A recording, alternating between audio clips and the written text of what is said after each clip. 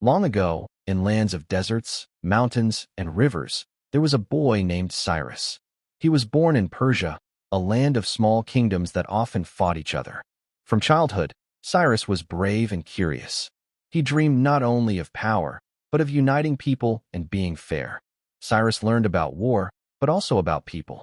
He watched farmers work, merchants trade, and teachers teach. He saw that armies alone cannot make a kingdom strong. Respect, justice, and wisdom were more important than swords. When Cyrus became king, he had already earned the trust of his people. He promised to protect the weak, reward the brave, and respect all cultures. One of his first big challenges was Lydia, a rich kingdom in the west. Lydia had strong walls, gold, and a proud king. Cyrus sent messengers offering peace if they joined his empire. Some agreed, some fought. After careful planning, the city gave up without destruction. Cyrus let the king of Lydia stay as governor. People respected him because he was fair, not cruel. Cyrus's most famous victory was Babylon, a city with high walls and big temples. Many thought Babylon could never fall. Cyrus studied the city carefully and entered without fighting. He showed mercy. He let people keep their religions, repaired temples, and freed the Jewish people to go home. The people called him a king chosen by the gods. Cyrus showed that a ruler could win not only by fighting, but by being kind and wise. Under Cyrus, the empire stretched from India to Egypt. Farmers grew crops along rivers. Merchants traveled safely on Persian roads. Artisans built temples and palaces. Soldiers were treated fairly. Brave warriors were rewarded. Cruel ones were punished. Cyrus built canals, bridges, and roads. News and ideas moved fast across the empire. In markets of Susa and Pasargadae, people sold silk, spices, and gold. Children learned to read and write. Scholars studied the stars and medicine. Artists painted walls with stories of heroes and kings. Years passed. The curious boy named Cyrus had now become a strong and wise young man. He was no longer just a dreamer. He was a leader. The people of Persia respected him because he was brave, fair, and kind. Cyrus built a small but loyal army. His soldiers trusted him because he always treated them with respect. He shared their food, listened to their worries, and led them into battle with courage. One day, Cyrus heard about a rich and powerful kingdom to the west, Lydia. Lydia was famous for gold, trade, and strong walls. Its king, Croesus, was proud and powerful. He believed no one could defeat him. But Cyrus did not seek war just for glory.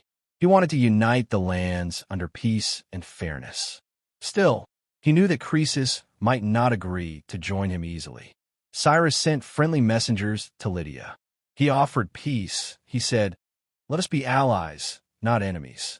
But King Croesus laughed and said, "The Persians are farmers, not warriors. They cannot defeat Lydia." Cyrus remained calm. He told his men, "We will not fight with hate. We will fight with wisdom."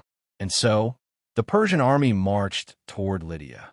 They crossed deserts, rivers, and mountains. When they reached the city, Lydia's soldiers were waiting with bright armor and golden shields. The battle began. The Lydians fought fiercely. Their horses were fast, and their weapons shone under the sun. But Cyrus watched carefully. He noticed that the Lydian horses were afraid of camels. He quickly ordered his men to place camels in front of the army.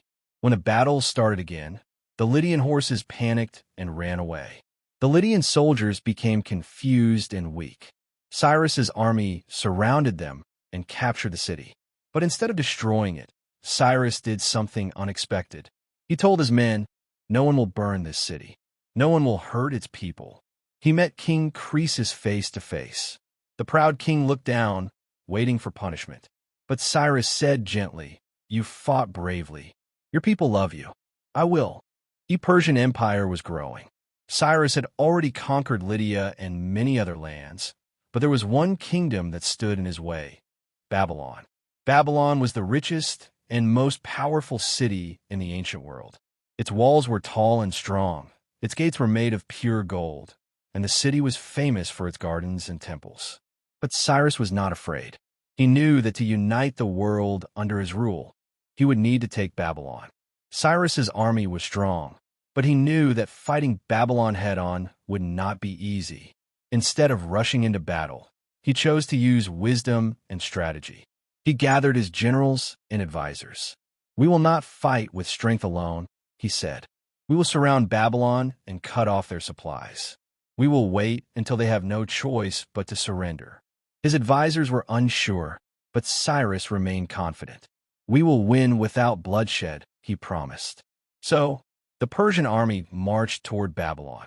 The journey was long and difficult, but they did not stop.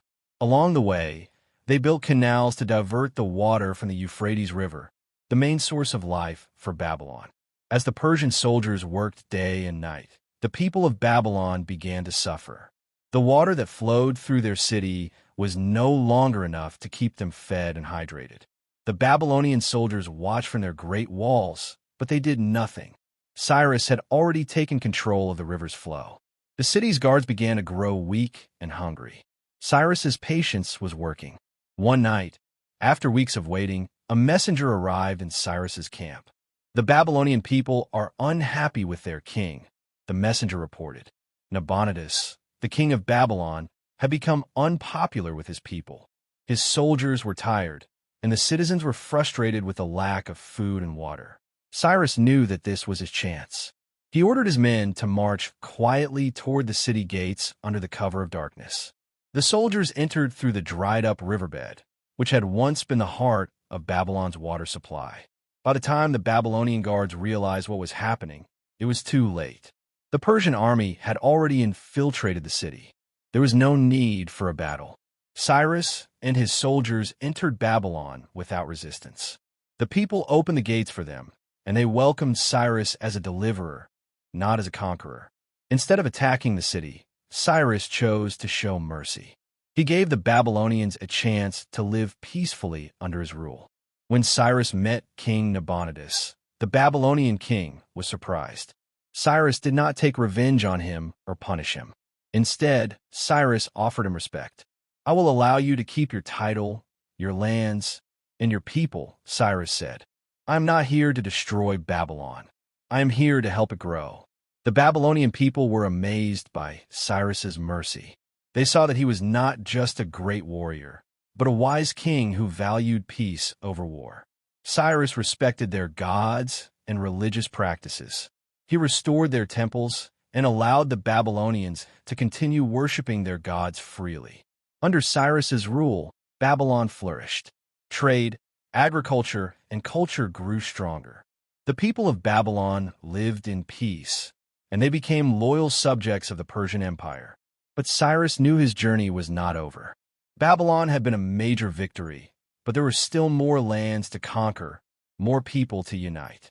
As he looked over the city of Babylon, now a part of his empire, he realized that his dream of a united world was closer than ever.